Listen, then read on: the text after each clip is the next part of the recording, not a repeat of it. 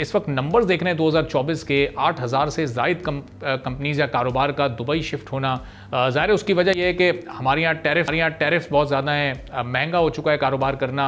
Macro indicators को तो हम इस वक्त कंट्रोल में देख रहे हैं, लेकिन क्या ये सब काफ़ी हैं एक बिजनेसमैन के इत्मीनान के लिए कि वो पाकिस्तान में ही कारोबार कर सके? वॉल्यूम बढ़ाना। देखें, बात यह है कि 8,000 कंपनियां दुबई में रजिस्टर तो ज़रूर हुई हैं, लेकिन क्या वो वहाँ पे क्या कर रहे हैं? क्या वहाँ या वहाँ पे क्या कर रहे हैं? वहाँ पे वो लोग जो कर रहे हैं, मोस्टली लोगों ने अपने ऑफिसेज वहाँ पे बनाए हैं ताकि उनकी जो फॉरेन रेमिटेंसेज हैं उनको ईज आउट किया जा सके। तो क्योंकि बहुत सारी चीज़ें ऐसी हैं, ख़ास तौर पे जो आईटी रिलेटेड बिजनेस है या जो स्टार्टअप्स हैं, उनको बाहर से जो रेमिटेंसेज आती हैं, यानी डॉलर में जो उनको इनकम आती है, वो पाकिस्तान में डायरेक्ट नहीं आ सकती क्योंकि पाकिस्तान में उसके कोई चैनल्स अवेलेबल नहीं है। तो इस वजह से लोगों ने वहाँ पे कंपनियां रजिस्टर कराई हैं। जैसे जैसे हमारा आईटी का बिजनेस ग्रो हो रहा है या जैसे जैसे हमारा स्टार्टअप्स के बिजनेस ग्रो हो रहे हैं, तो वैसे वैसे वहाँ पे कंपनियां रजिस्टर कराने की तादाद में इजाफा हो रहा है।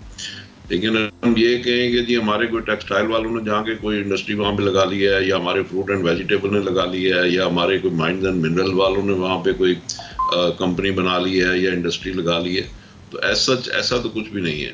तो बात या ये है कि फॉर एग्जांपल हमारे जो यहाँ पे प्रॉपर्टी के लोग हैं, उन्होंने वहाँ पे जाके कोई इन्वेस्टमेंट कर ली हो, तो उसके बहरहाल कदरे इम्कानात हैं और वो लोग करते रहते हैं। इसी तरह दूसरे मुल्कों के लोग, जब हम फॉरेन डायरेक्ट इन्वेस्टमेंट की बात करते हैं, तो पाकिस्तान में भी इस साल में कोई $1.5 अरब की, यानी इस फाइनेंशियल ईयर में $1.5 अरब की हमारे यहाँ भी फॉरेन डायरेक्ट इन्वेस्टमेंट आई है, जो कि कोई 40% है जो साबका ईयर से।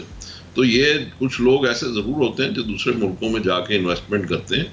तो जैसे पाकिस्तान एफडीआई को इनकरेज करता है, दूसरे मुल्क भी एफडीआई को इनकरेज करते हैं। तो एज सच मैं इसमें कोई तशवीश की बात नहीं देखता। अच्छा, हम ये भी देख रहे हैं कि बहुत सारे ममालिक के साथ सॉफ्ट कमिटमेंट्स भी हो रही हैं। अभी पिछले कुछ दिनों में जो प्राइम मिनिस्टर ने दौरे किए या बैरून ममालिक के डेलीगेशंस ने दौरे किए, हम जो रीजनल हमारे कंट्रीज़ हैं, जो साउथ एशियन कंट्रीज़ भी हैं, उनके अलावा भी अब हम Aahista Aahista central Asian countries को भी थोड़ा सा टारगेट कर रहे हैं, अपनी ट्रेड को बढ़ाने की कोशिश कर रहे हैं। अब इस ट्रेड के बढ़ने में एक्सपोर्ट बढ़ाने की कितनी इंपॉर्टेंस और सिग्निफिकेंस है? चूँकि इस ट्रेड डेफिसिट को जो हमने पिछले 7-8 माह में बढ़ते देखा, क्या वो किसी तशवीश का बाइस है आपकी नज़र में?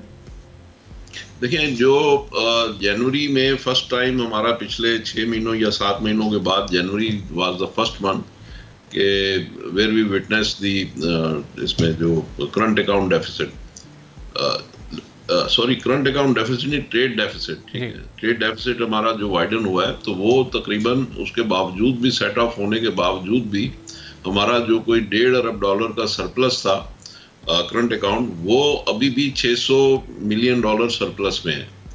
तो नो डाउट कि हमारी कोई 40% के करीब इंपोर्ट बढ़ी है इसमें जनवरी 2025 में, और उसकी वजह से ये मामला पैदा हुए हैं।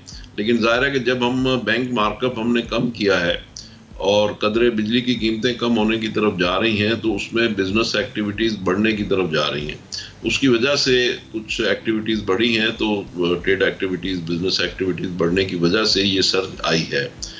लेकिन दूसरी तरफ हमें जो रेमिटेंसेज आई हैं इसमें जनवरी में, वो भी $3 अरब की आई हैं। तो मैं समझता हूँ कि ओवरऑल अगर हम देखें तो इस जो फिस्कल ईयर के एंड में अगर हम देखें, या इस फाइनेंशियल ईयर के एंड में, तो शायद $1.5-2 अरब का हमें डेफिसिट हो, एज अगेंस्ट जो कि पिछले साल भी हमें तकरीबन, मुझे सही तो याद नहीं है, मेरे ख्याल में कोई $5-6 अरब का डेफिसिट था हमारा करंट अकाउंट डेफिसिट।